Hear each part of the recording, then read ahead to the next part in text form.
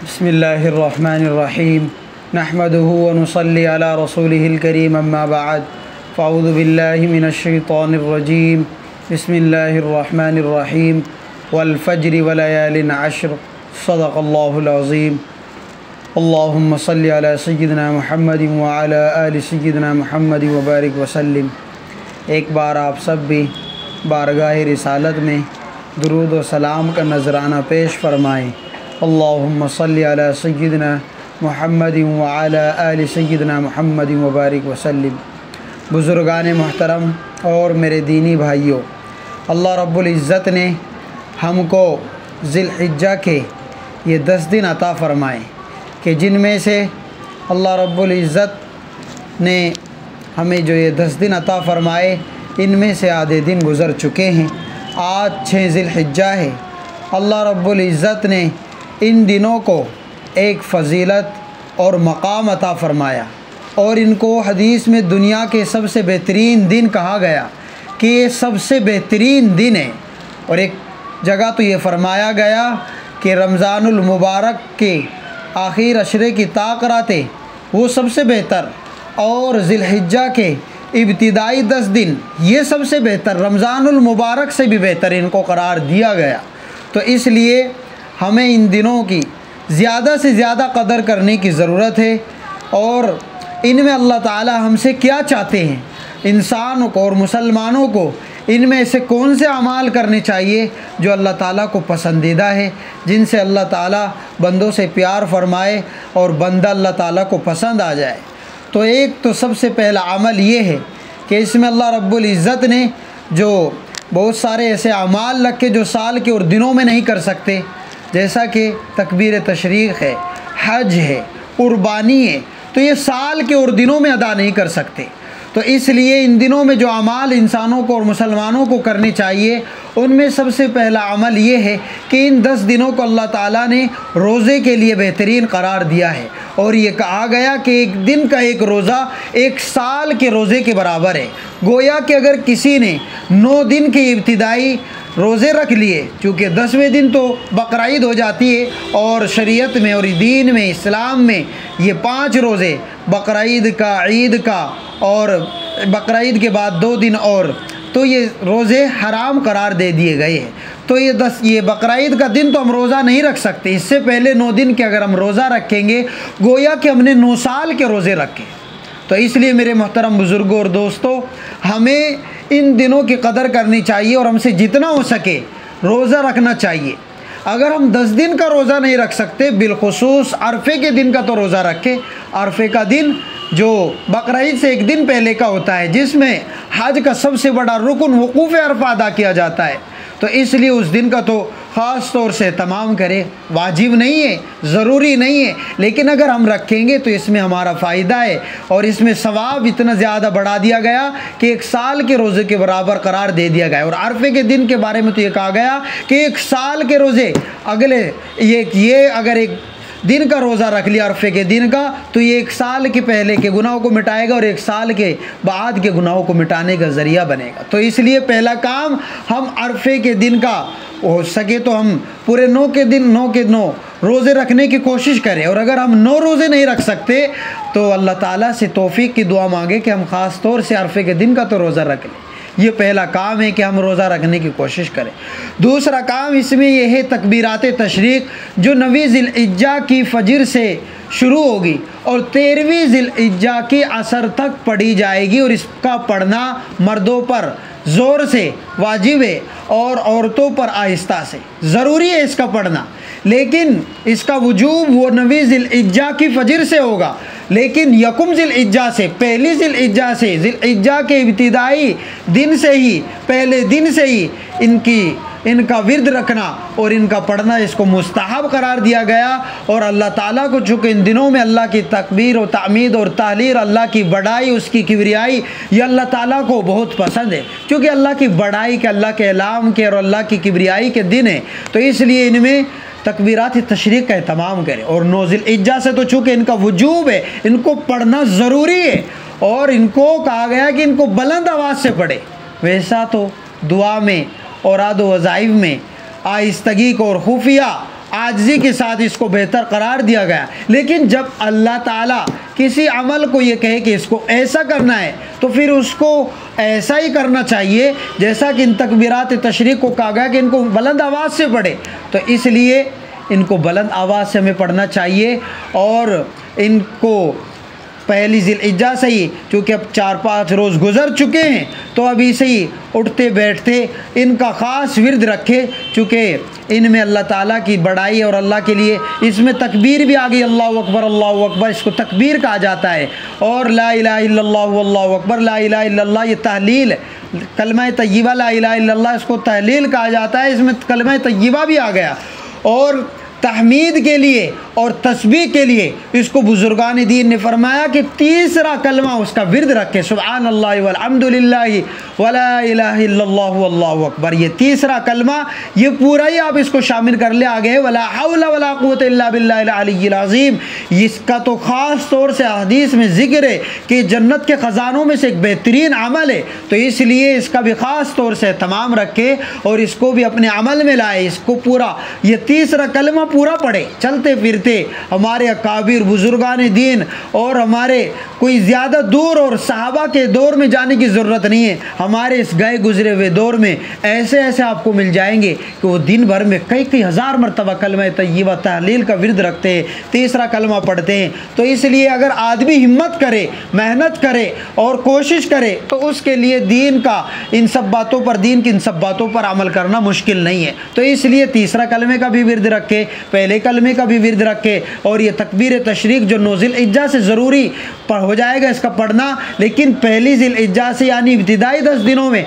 इसका पढ़ना वो मुस्तहब है, यानी इसको भी पढ़ना भी से चाहिए ताकि अल्लाह ताला को हमारा ये पढ़ना पसंद आए, हम अल्लाह ताला के महबूब और अल्लाह ताला के करीब हो जाए, अल्लाह ताला हमारी दुनिया भी बना दे, अल्लाह ताला हमारी आखिरत भी बना दे। तो दूसरा काम क्या करना है, तकबीर तशरीक का एहतमाम करना है, कलमा तय्यबा पढ़ना है, तीसरा कलमा पढ़ना है, चूँकि अल्लाह ताला की बड़ाई के, अल्लाह के किबरियाई के और अल्लाह ताला के लिए कलमा का विर्द और तकबीर का विर्द और अल्लाह की तस्बीह और तक़दीस और तामीद, इन सब का ख़ास तौर से इन दिनों में लिहाज बेहतर समझा गया है।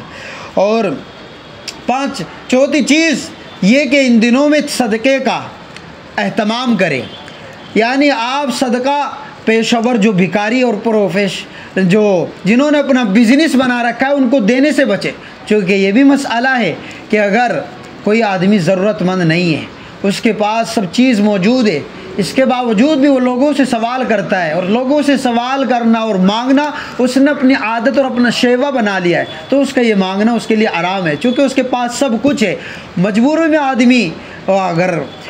उसको इस तरह का हाल और हालत आ जाए तब तो गुंजाइश रखी गई है, लेकिन उसके पास सब कुछ है, इसके बावजूद जैसा कि देखा जाता है हर नमाज के बाद मस्जिद के गेट पर और इस तरह का कोई भी मजमा होता है तो जो मांगने वाले होते हैं, जबकि उनके पास, यानी अगर आप तजर्बा करना चाहें 1 लाख रुपए भी उनको दे दे कि जिससे उनकी ज़रूरत पूरी हो जाए, उनकी बीमारी या उनके इलाज या जिस भी बीमारी में और जिस हालत में जिस कंडीशन में तो उससे निकल जाए, तो 1 लाख और उनकी उस पूरी ज़रूरत को पूरा करने के बाद भी वो अपने इस मांगने से बाज नहीं आएगा, फिर भी मांगते रहेंगे। तो इससे पता चला उन्होंने अपना एक कारोबार बना लिया है और अपनी आदत बना ली है कि वो ज़रूरत की वजह से नहीं मांग रहे, बल्कि एक बिज़नेस और एक कारोबार उन्होंने ये मांगना बना लिया। तो इसलिए आप ऐसे लोगों को तलाश करें, चुनांचे कुरान में भी इसका जिक्र किया गया, ला यसअलून अन्नास इल्हाफा, कि ऐसे लोगों को आप ढूंढें कि जो लोगों से शर्म की वजह से मांगते नहीं है, चिमटते नहीं हैं, लेकिन वो भी हकीकत में ज़रूरतमंद होते हैं।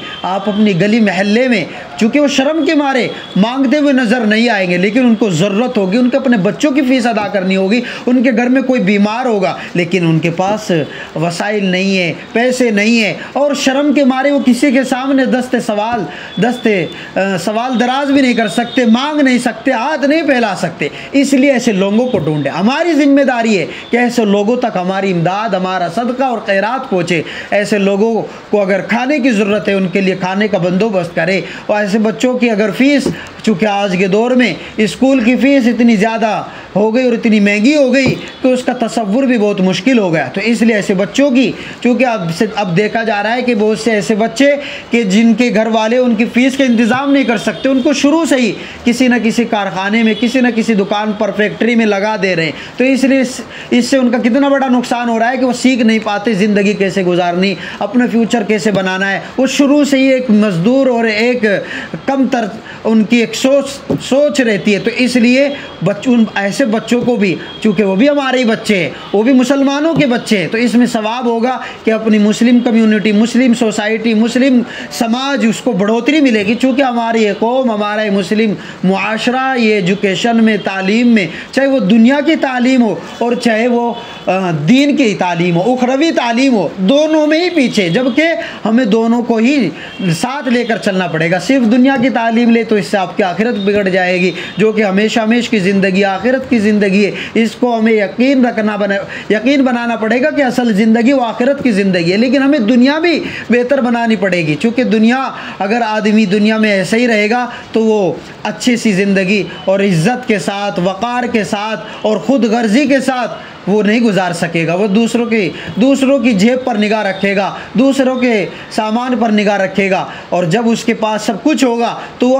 उसका एक कॉन्फिडेंस होगा, अपना भरोसा होगा सब कुछ गुजारने के लिए और ज़िंदगी को अच्छे तरीके से गुजारने के लिए। तो इसलिए अपने पैसे ऐसे लोगों तक पहुँचाए, आपकी ज़िम्मेदारी है कि जो हकीकत में वाकई ज़रूरतमंद है। तो इसलिए इसका ख़ास ख्याल रखें कि जो सफ़ेद ऐसे भी आपको मिलेगी, सफ़ेद पोश है, सफ़ेद कपड़ों में सब पूरा का पूरा लिबास उनका ऐसा है, लेकिन उनके अपने घर के अहवाल ठीक नहीं है। आप उनके कपड़ों से और उनके न सवाल करने से आप अंदाज़ा लगा रहे हैं तो बड़ा अच्छा है, और ऐसे ही इसको कोई ज़रूरत नहीं है, जबकि उसको आपके 1 रुपये की इतनी ज़रूरत है कि आप सोच नहीं सकते। तो इसलिए ऐसे लोगों को कि जिनका शौहर चला गया और वो फिर भी नहीं मांग रही है, बेवा हो गई है, या किसी के अब्बा चले गए, वो बच्चे यतीम हो गए हैं, तो ऐसे लोगों की आप कफ़ालत करें, उनकी ज़िम्मेदारी ले, उनका खर्चा उठाए। ऐसे लोगों को आप 10 रुपये भी पहुँचाएंगे, चूँकि हकीकत में वाकई ज़रूरतमंद है, तो इसका आपको इतना सवाब मिलेगा कि आप सोच नहीं सकते। हो सकता है कि आपकी आखिरत में इससे बेड़ा पार हो जाए। तो इसलिए सदक़े का एहतमाम करें, जिससे जितना हो सके। गर्मी हो रही है तो जो ज़रूरतमंद है तो उन तक खाने का, ठंडे पानी का, फ्रिज का, और इसी तरीके से जिसकी जैसी भी ज़रूरत है उसको आप पूरा करने की कोशिश करें। और इसमें ख़ास अमल जो है कि होता है ज़िल-हिज्जा के इन दिनों में, वो एक तो हज है, हज पर लोग जा चुके हैं, और एक कुर्बानी है। तो कुर्बानी हम लोगों के जहन में कि कुर्बानी जो हम करते हैं वो इसलिए करते हैं ताकि जो गरीब है और गरीब लोग कुर्बानी नहीं कर पाते उन तक भी गोश्त पहुँच जाए। तो असल ये नहीं है, बल्कि कुर्बानी इस नियत से करे कि अल्लाह ताला को कुर्बानी के दिनों में कुर्बानी के अमल से बढ़कर कोई भी अमल महबूब नहीं है। और अल्लाह ताला को इन दिनों में खून का बहाना, जानवर की कुर्बानी करना, वो अल्लाह ताला को इतना पसंदीदा अमल है कि इससे ज़्यादा कोई और अमल नहीं है उन दिनों में अल्लाह ताला को पसंद। तो इसलिए कुर्बानी खूब ईमानी जोश और जज्बे के साथ करे, और इस नियत से करे कि हकीकत में मुझे अपनी जान की कुर्बानी करनी चाहिए थी, अपनी गर्दन का नजराना पेश करना चाहिए था, जैसा कि हज़रत इब्राहीम ने अपने लखते जिगर, अपने लाडले बेटे हज़रत इस्माइल की कुर्बानी का वाक़या जो हमारे सामने है कि उन्होंने अपने बेटे की कुर्बानी की, लेकिन हकीकत में अल्लाह ताला को एक इम्तिहान लेना मकसूद था। अब उनके उस प्यारे बेटे की कुर्बानी लेना मकसूद नहीं था, तो इसलिए अल्लाह ताला ने उनकी कुर्बानी नहीं ली, बल्कि उसी वक्त में जन्नत से एक परिंदा, एक जानवर मेंढे की शक्ल में लाया गया और उसकी कुर्बानी उस वक्त की गई। तो अल्लाह ताला ने हज़रत इब्राहीम के इस अमल को इतना पसंद फरमाया कि अल्लाह ताला ने कहा था इसकी कुर्बानी करो। उन्होंने कुछ भी तावील नहीं की और अपने अमल से पीछे नहीं हटे, इतने उन्होंने इम्तिहानात दिए और किसी भी इम्तिहान में वो नाकाम नहीं हुए। तो इसलिए ये सोच कर करे कि हकीकत में ये इंसानी जान का फिदिया है कि अल्लाह ताला को अपनी जान और अपनी कुर्बानी करनी चाहिए थी, लेकिन अल्लाह ताला ने हमें हुक्म दिया कि तुम जानवर की कुर्बानी करो, मैं इतना ही सवाब दूंगा। गोया कि तुम अपनी कुर्बानी करने जा रहे थे और तुम्हें जितना अपनी कुर्बानी करने पर सवाब मिलने वाला था इतना ही आपको कुर्बानी, जानवर की कुर्बानी करने का सवाब मिलेगा। ये तो एक इजाफी सवाब की चीज़ है कि उसकी कुर्बानी का जो हिस्से कर दिए जाए वो गरीबों का, रिश्तेदारों का, और अपना हिस्सा अलग अलग कर दिए जाए। तीन तरीके से उस गोश्त की तकसीम की जाए कि गरीबों करीबों का अलग और रिश्तेदारों का अलग और अपने लिए अलग, लेकिन इस नियत से न किया जाए, बल्कि इस नियत से की जाए कि अल्लाह ताला को इन दिनों में कुर्बानी पसंद है और अल्लाह ताला के लिए हमें कुर्बानी कर रहा हूँ, इस नियत से नहीं। तो इंशाअल्लाह आपकी कुर्बानी बहुत बड़े अजर व सवाब को पालेगी और अल्लाह ताला की खुशनुदी का ज़रिया बनेगी। और ख़ास बात इन दिनों में, चूँकि जब हम कुर्बानी करते हैं तो बहुत सारी आलाइश बोला जाता है, यानी जो इस्तेमाल में नहीं आती, बहुत सारी ऐसी चीज़ें जैसे कि ओजड़ी और भी बहुत सारी ऐसी चीज़ें जो इस्तेमाल में नहीं आती है, तो हम क्या करते हैं उनको नाली में और इधर उधर, जिससे कि कुर्बानी जैसी अहम इबादत जिसको इस्लाम की पहचान करार दिया गया, शायर इस्लाम में इसको कहा गया, हम इसकी तौहीन करते हैं। और इस तरीके से गैर मुस्लिम जो है वो हमारे इस कुर्बानी के अमल से इतने ज़्यादा मुतासिर होते हैं और इतना गंदा मैसेज जाता है कि सारे शहर में गंदगी फैला दी दाएं बाएं। चूँकि एक ऐसा अगर ज़रा सा भी गोश्त का कोई टुकड़ा कहीं पर गिरा हुआ रह जाए तो सड़ता है और गर्मी हो रही है, इतनी बदबू फैलती है दाएं बाएं, तो गैर मुस्लिम को कितनी तकलीफ़ पहुँचेगी, कितना बुरा मैसेज उन तक पहुँचेगा। तो इसलिए एक सफाई को तो इस्लाम का वैसे ही एक अहम शोबा करार दिया गया। आप देखें आज ये सफाई जैसी चीज़ गैरों ने इख्तियार कर ली, जबकि हमें इसका हुक्म दिया गया था, जिसकी वजह से आज हम जलील हो रहे हैं। आप खुद देखें मुस्लिम महल्लों में, मुस्लिम सोसाइटी में गंदगी है और जो गैर मुस्लिम है वो आपको देखो कितना अच्छा खुशनुमा मंजर नज़र आएगा, साफ़ सफाई सुथराई पेड़ पौधे ये सब उन लोगों के यहाँ नज़र आएंगे, जबकि इन सब का तो हमें हुक्म दिया गया था, हमें इन सब चीज़ों का ख्याल रखना था। आज हमने इन सब चीज़ों को छोड़ दिया, साफ़ सफाई सुथराई गैरों ने इख्तियार किया तो वो इज़्ज़त पा रही है, हमने छोड़ा हम रुसवा हो रहे हैं। आज हमारी ज़िल्लत और रुसवाई की वजह मुसलमान होना नहीं है, बल्कि हमने ज़िल्लत वाले काम इख्तियार कर रखे। तो इसलिए साफ़ सफाई सुथराई का ख़ास ख्याल रखे, हमारा कुर्बानी के जानवर का खून नालियों में न बहे कोई भी चीज़, बल्कि जो हुकूमत की तरफ से कहा जाए कि यहाँ डाले वहीं तक वहीं पहुँचाए, वहीं डाले कि खड्डी, और कोई भी ज़र्रा ऐसे ही नाली में और नालों में ऐसे ही आप उसको न बहाए, बल्कि इसका ख़ास ख्याल रखें। तो इंशाअल्लाह हमें इस कुर्बानी जैसा अमल इतना महबूब अल्लाह को ये अमल, तो इंशाअल्लाह हमें इसके ज़रिए इतने सवाब मिलेगा कि हमने किसी को अपने इस अमल से तकलीफ़ नहीं दिया। अगर हम सवाब भी कमा रहे हैं कुर्बानी या कोई दीनी इबादत कर रहे हैं, अगर हम उसमें दूसरों को तकलीफ़ पहुँचाएँगे तो दूसरों को तकलीफ़ पहुंचाना ये वैसे ही हराम है। और अल्लाह ताला के लिए इबादत करने के लिए आपने दूसरों को तकलीफ़ पहुंचाई, एक हराम काम का आपने इर्तिकाब कर लिया। अगर आपने उससे जो उसके हक़ तलफ़ी की है उससे माफ़ी नहीं मांगी तो माफ़ भी नहीं होगा। तो इसलिए आप अपने पड़ोसी का, अपने इर्द गिर्द का, अपने महल्लों का ख़ास ख्याल रखें, सफाई का सुथराई का। और जो कहा गया इन सब चीज़ों का कि ये 5-6 चीज़ें हैं, इन 10 दिनों के अंदर ख़ास तौर से हमें करने की ज़रूरत है। इंशाअल्लाह हम इन 10 दिनों की फजीलत को पालेंगे, करेंगे भाई आप सब अमल। पहला काम अरफे के दिन का ख़ास तौर से रोज़ा रखने का एहतमाम करें, हो सके तो अभी जो 4-5 दिन रह गए इनमें भी रोज़ा रखने की कोशिश करें, चूँकि इन इब्तिदाई 9 दिनों का रोज़ा कहा गया कि एक दिन का एक रोज़ा 1 साल के रोज़े के बराबर है। और दूसरा काम तकबीर तशरीक, तीसरा काम ये कि आप